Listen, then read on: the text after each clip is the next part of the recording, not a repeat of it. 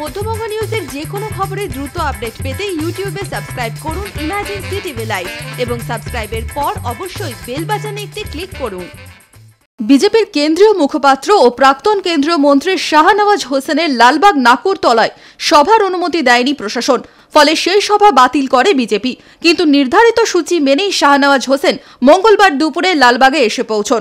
তারপরেই তিনি সিদ্ধান্ত নেন প্রতিবাদ স্বরূপ তিনি মিছিল ও পথসভা করবেন। সেই মতো তিনি মিছিল করে লালবাগ মহকুমা শাসকের অফিসের সামনে পৌঁছন। সেখানে এক পথসভায় তিনি বক্তব্য রাখেন।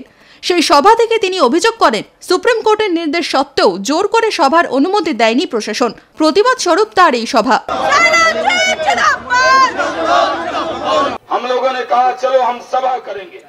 सुप्रीम कोर्ट ने कहा सभा करने से कोई रोक नहीं सकता, लेकिन यहाँ मुर्शिदाबाद का एसपी, यहाँ का डीएम, यहाँ का एसडीओ, यहाँ का थानेदार, यहाँ का अधिकारी, इन लोगों ने हमको यहाँ सभा करने से रोका है।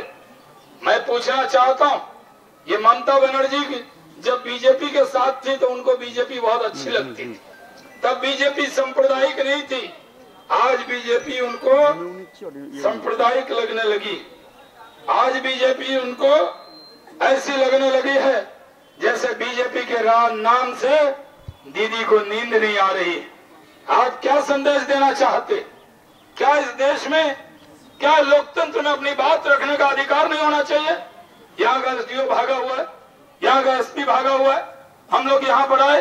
मैं भागलपुर से अंगराज कर्ण की भूमि से आया हूँ। हम डरने वाले नहीं।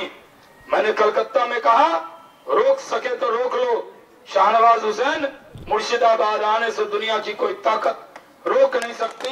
যদি মধ্যবঙ্গ নিউজের এই খবরটি ভালো লেগে থাকে তাহলে অবশ্যই একটি লাইক দেবেন এবং ইউটিউবে ইমার্জেন্সি টিভি চ্যানেলটি সাবস্ক্রাইব করবেন। আর যে কোনো খবরের দ্রুত আপডেট পেতে সাবস্ক্রাইব করার পর বেল বাটনে একটি ক্লিক দেবেন।